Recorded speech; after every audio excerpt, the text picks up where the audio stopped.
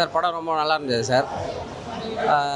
உண்மையாக சொல்லணுன்னா படம் படம் பார்த்துட்டு வந்த மாதிரி இல்லை, கொடைக்கானல் போயிட்டு வந்த ஒரு ஃபீல் ஒன்று இருக்குது சார். ரொம்ப நல்லா இருந்தது. மியூசிக் ரொம்ப சூப்பரு, பாட்டு எல்லாமே பிக்சரைசிங் ரொம்ப சூப்பராக இருந்தது. டைரெக்ஷன் ஒரு யூனிக்கான டைரெக்ஷனு, ரொம்ப நல்லா இது சார். மனோ சார் பையன் நல்லா நடிச்சிருக்கார் சார்.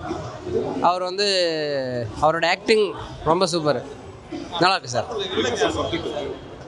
Subject drugs sir. இந்த காலத்து பசங்களுக்கும் பேரண்ட்ஸ்க்கும் ஒரு மெசேஜ் உள்ள படம் சார் இது. லாஸ்ட் கிளைமேக்ஸும் ரொம்ப நல்லா பண்ணியிருக்காங்க, சூப்பர். மனோ சார் நல்லா பாடுவார் தெரியும், நல்லா ஆக்ட் பண்ணுவார்னு தெரியும்.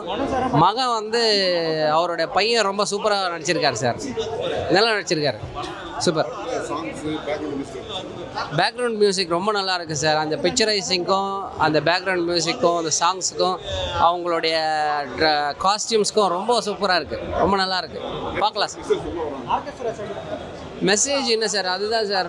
ட்ரக்ஸு இந்த காலத்து பசங்க டூருக்கு போனால் டூரை நல்லா என்ஜாய் பண்ணிட்டு வரணும், ட்ரக்ஸில் போய் மாட்டிடக்கூடாது, போனால் இவ்வளோ பெரிய விளைவுகள் வரும் அப்படின்னு சொல்லியிருக்காங்க. ரொம்ப ஷுவராக பார்க்கலாம் சார். தேங்க்யூ. படம் நல்லாயிருக்கு.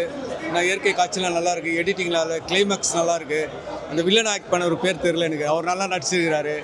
மனோ அவங்க பையனும் நல்லா ஆக்டிங், நல்லாயிருக்கு. படம் பிரமாதமாக இருக்குது, பார்க்கலாம். அதாவது இன்னைக்கு இருக்கிற காலகட்டத்தில் பிள்ளைங்க பார்க்க வேண்டிய கண்டிப்பான படம். அதாவது அதில் இன்னொரு விஷயம் ஒன்று என்னடான்னா, அதாவது அதனுடைய காதலி இறந்துட்ட பிறகு ஏம்மா இவ்வளோ நேரம்னு சொல்லிட்டு அவங்க கேட்குறப்போ அது என்ன சொல்கிறாங்க, இருக்கிற வேலையை முடிச்சுட்டு வரேன்னு சொல்கிறாங்க பற்றியா.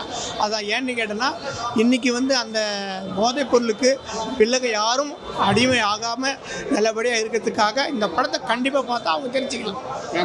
ஃபேமிலியோட கண்டிப்பாக பார்க்கலாம், ஃபேமிலியோட கண்டிப்பாக பார்க்கலாம்.